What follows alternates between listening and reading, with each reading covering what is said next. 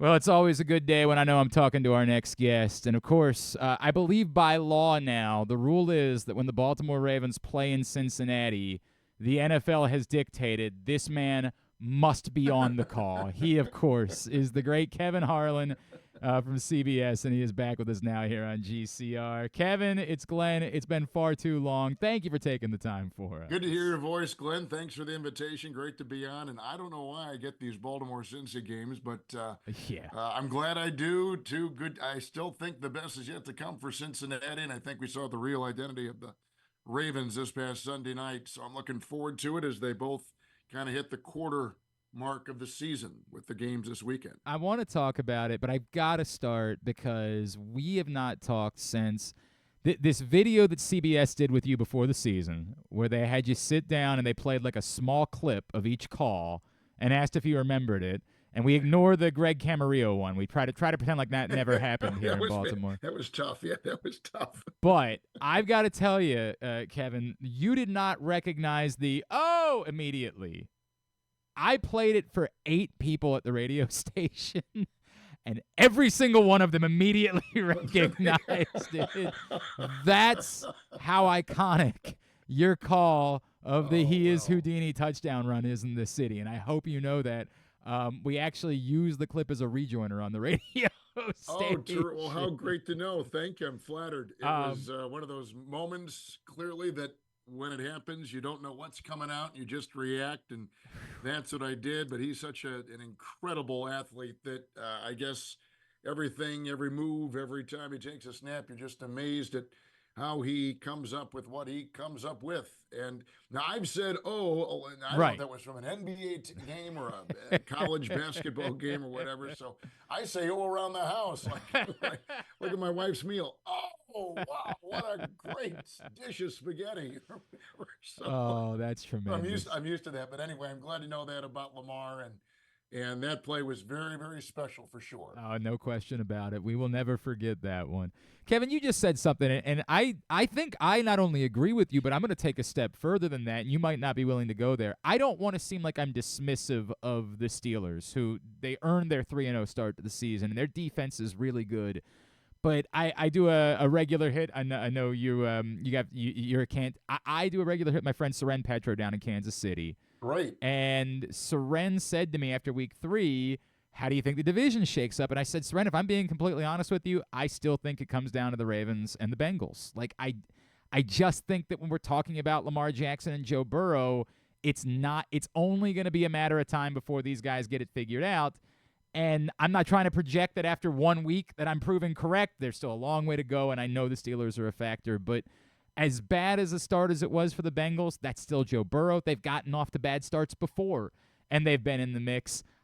To me, I really do in my heart of hearts believe that the division will ultimately be decided by these 2 teams, despite where they find themselves right now. I'm in full agreement. I love what they've done in Pittsburgh, and it's been stunning how they've taken this quarterback Fields, who was not wanted in Chicago, and have gotten Arthur Smith's fingerprints on the way they play, and they've designed an offense that works for him and them. And their defense clearly is always there.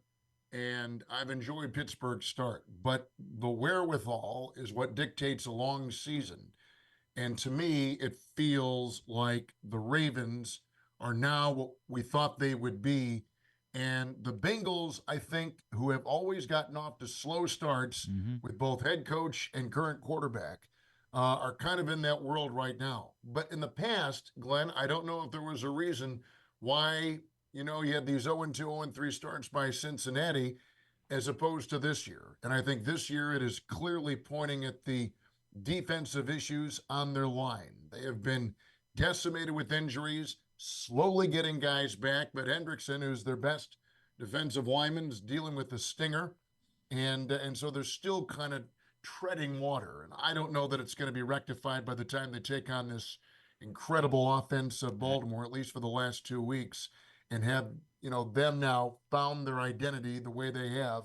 Has been one of the great stories over the last 2 weeks in the NFL. So I still think the Bengals will be there at the end, but the Ravens are playing like the team with maybe a different kind of feel with the running of Henry, than we saw them last year when they put up the 13 wins and had the best record in the NFL. To your I still yeah. think these are the two teams. To your point, Kevin, I would think that based on I think the Ravens at some point are going to have to throw the ball a little bit more to win some games. Like I think there will be games like that, but I can't imagine that they go into this game based on what you just said about Cincinnati's defensive front with a different plan than to say, yeah, more of that. Like let's see if we can't go do the same thing next week against another team that looks a little suspect. Absolutely.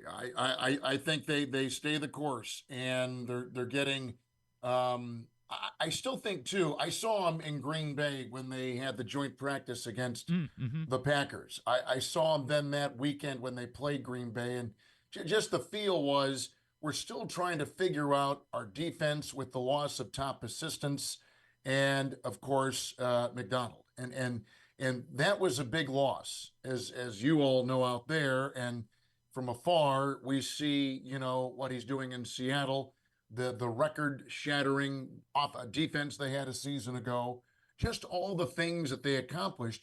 But to have that kind of brain drain, I think would affect any staff. In fact, it has. It's affected what we've seen in Philadelphia when Nick Sirianni lost those two terrific coordinators to head coaching jobs a couple years ago after their Super Bowl run.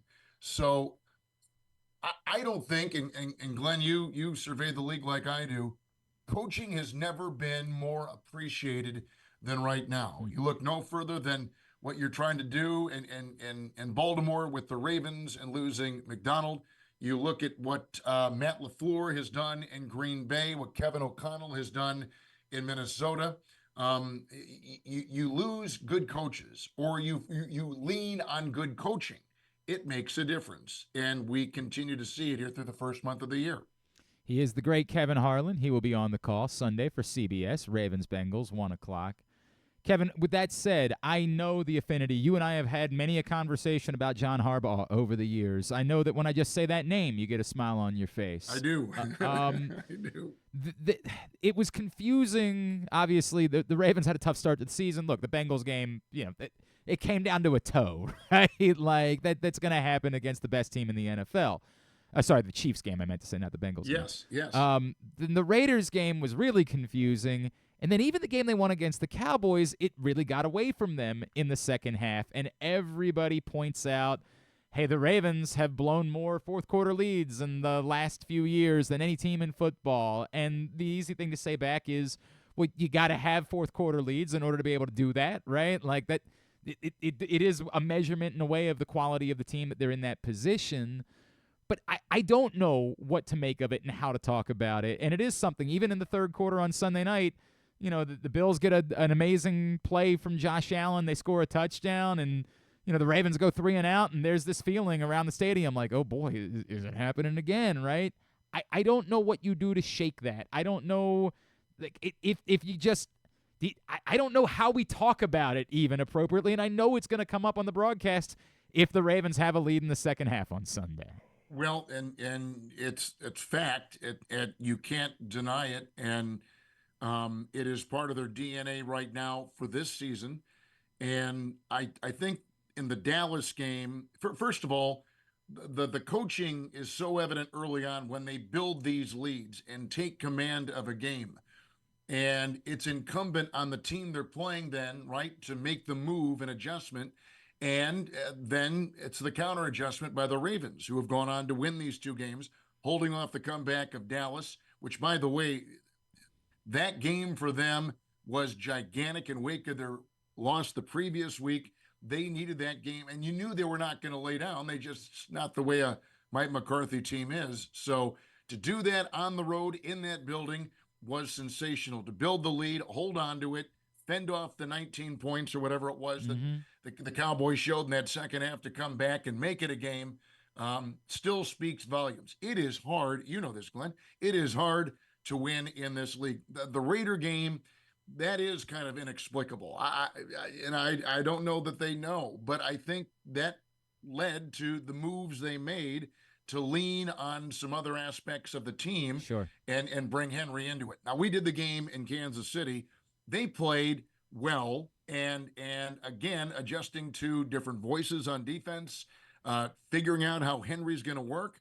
And if you compare what their offense did in that opening game that Thursday at Arrowhead and what they did the past weekend against Buffalo and the game before that against Dallas, clearly there's been a shift. I think it's great coaching when you see what you have, how it can be used, and mold it around your established pieces like they're trying to do with Lamar.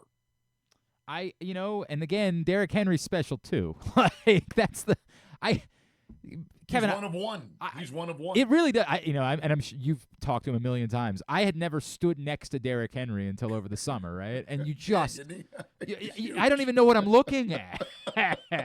Like, what is this? Is he an offensive lineman? Is he a tight end? Right? He's between the two. He has. That's what we think when we see LeBron James in the NBA, Glenn, because there's never been a player with his skill set that size.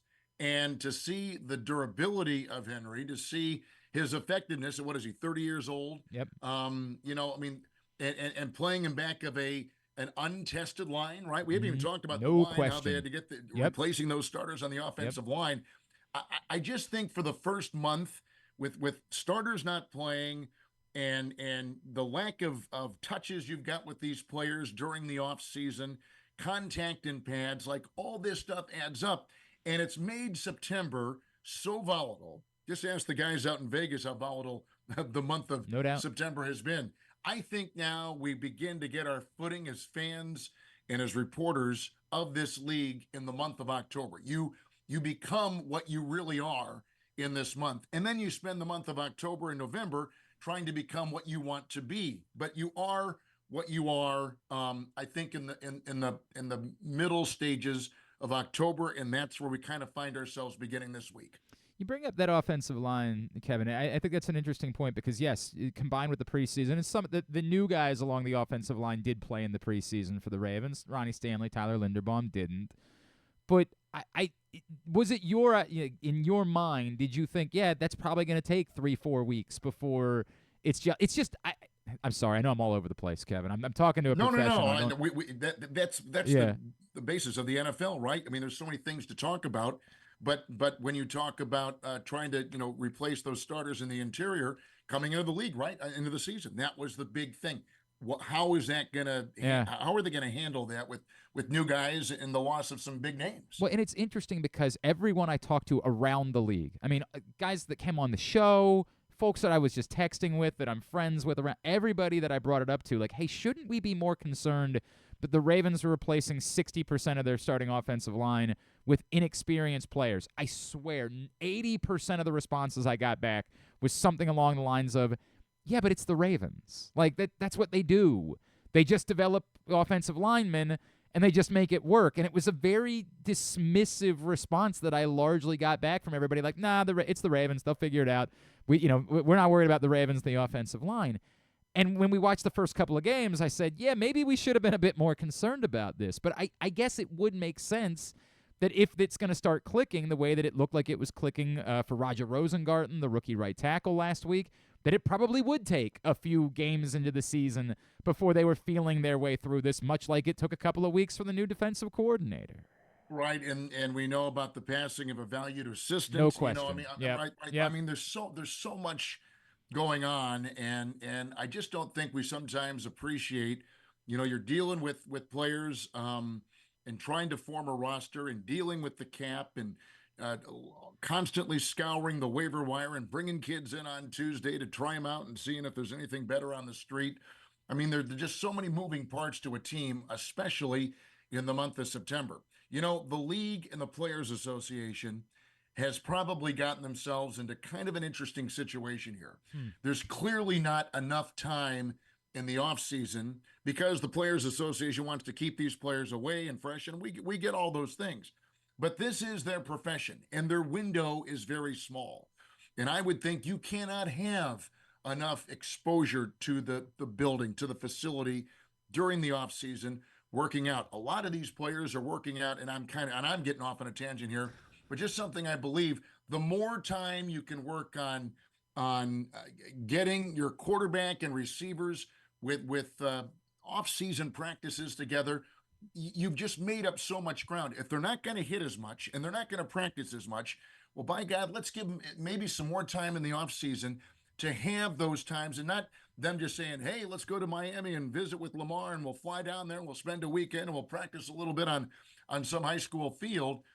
You need the supervision of those coaches and the framework of your offense and the things you're trying to accomplish, and seeing things that may only come out of a Tuesday pickup in March with the coach and the players at hand.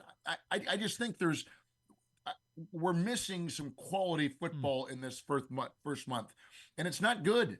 I mean, Lions are still trying to feel what they can do and get their chemistry, and that takes more than just 4 games. It takes 6 or 7 games before that line becomes what they can be. And you don't need big names. You just need chemistry and snaps and time and communication. But we don't have those things now that could have been taken care of in the offseason, when I think these players would love to.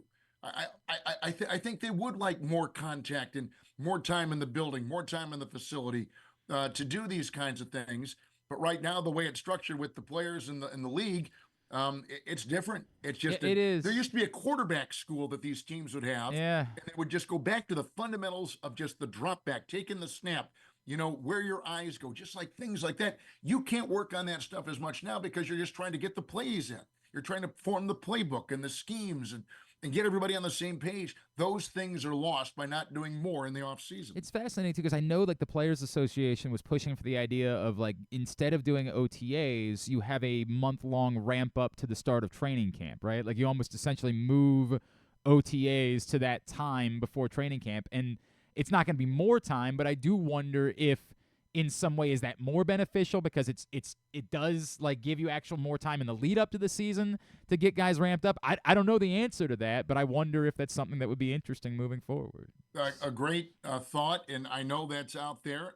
I think this though, it's kind of like when you're in college or in high school and you're studying for a test, and we all know that the more reps you had looking at that material, if the tests were on Friday and you began over the weekend prior and spent a little time on Sunday and a little time on Monday, that the reps and just all the doing things like that led to probably a better score on that test. And I just can't help but think that when you cram too much for these kids into a window, I think it gets lost. And we're even seeing the way that playbooks are now given. They're given on iPads, and it's not the diagram as much as it's the play that they can visually take in.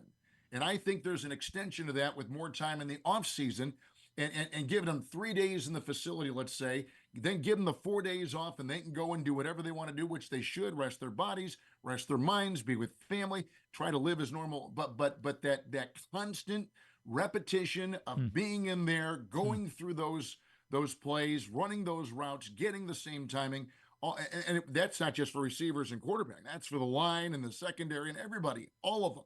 I just can't help but think that wouldn't be more prudent than trying to shove everything, 10 pounds into a 5-pound bag the month leading up to camp or a part of camp, when sometimes, there's nice weather here. I'd kind of like, good, come in for 3 days and let's do this since March, and not try to do everything in June and into July, and then the rigors of a long regular season. You mean to tell me that the plan wasn't to crush up caffeine pills and stick them in your natural lights and stay up until 6 in the morning? I'm looking at the Albert Einstein rules of studying for test here. I'm not seeing that old Albert put that in there as one of his keys. I wish I would have known you back then, Kevin. I wish I would have known too. I wish I would have. Kevin Harlan, it is always I saw that CBS protected Ravens Commanders so they could get the Lamar Jaden Daniels matchup. We didn't. Can we demand that you get that as well, because that could be pure magic? Do that. That's going to be Jim and Tony, and that's a game that they purposefully protected. Yeah, they were, the league would have preferred that game on a Sunday night national stage, and CBS had a chance to protect it, and they did, and I think they were right to do it, and I'm glad they did. That's going to be an exciting one for sure. It Kevin, sure will. I think I ask you this every time, and you've always said no. Is there anything that I can plug for you, sir? No. One day. No, just maybe, if we do screw up on a call, if we don't get the right name, that they just have a little bit of grace. And okay. Yes, that we just, coming. What is interesting, and I'll make this short, but the business, but we it's incumbent on us, and this is our job, so we don't complain about it. but it is incumbent on us to jump into that broadcast booth the week of a game, getting ready and knowing everything that all your fans, you included, all your beat writers and all the sports reporters in that terrific area, to talk about things that they've been talking about not only all off season but since the beginning of camp. And so to jump in for 1 week and pick all that up is the challenge. That becomes the biggest challenge for us in broadcasting. It's not necessarily the game itself, is that have I gotten enough information that I know the stories of why this guy is here and why that guy is not playing, and that becomes our challenge, and we all welcome it. But right now, the overload of information that comes our way, the biggest question is, and you probably have this too, Glenn, is what stuff do I take in? Yep. What stuff do I really adhere to? And what stuff just is not going to matter, That's even noise. though, it'd be great, but we can't get it in. That's a great point. The stuff that you leave on the cutting room floor during the course, I can only imagine how much. Well, you too. You got your loaded every afternoon when you come on here, and it's just part of the business now. But we love it. We love the challenge of it. We love the challenge of trying to be great at it, and that's a challenge I think we all will embrace. I hope that one day when I ask that question, you'll tell me, yeah, buy tickets to the Kevin Harlan Holiday Spectacular coming up. I hope that day will come. Kevin, truly, it is overwhelming to me that you have been this kind over the years, and I never take it for granted, my friend. Thank you for doing this, as always, and look forward to hearing your voice this Sunday afternoon. Thank you, Glenn. Always a pleasure. Always an honor to be on with you. It's our privilege, and we thank you very much. I look forward to the next time we talk.